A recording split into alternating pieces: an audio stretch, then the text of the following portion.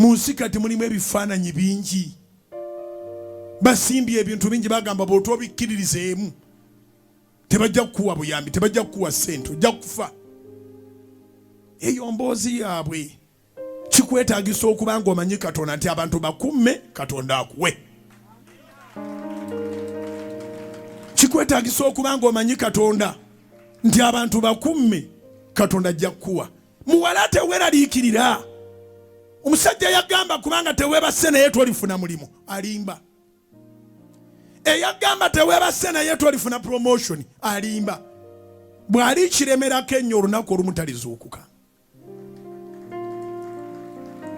Kubanga bassebo ne bannyabo njagala muyige ebyawandiikibwa. Bayibuli tetugamba nti promotion eva mu kwebaka na Mukama wo.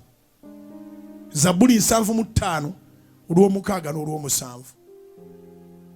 Psalms chapter 75 verse 6 to 7. Egamba nti promotion does not come from the west or the east.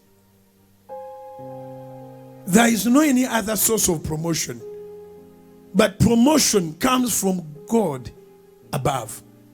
He puts one down and he exalts another. Abaako baatowaza ate n'abaako baakwata n'abayimusa. Yagala Katonda promotion zijja kujja.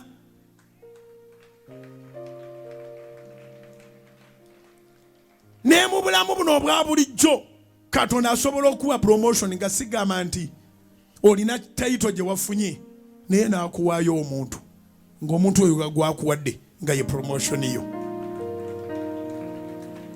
Nsaba Katonda akumpereyo omuntu in a form of a promotion.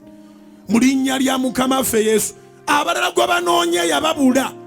Katonda gwamukuteeke mu ngalo abeere mukwano gwo.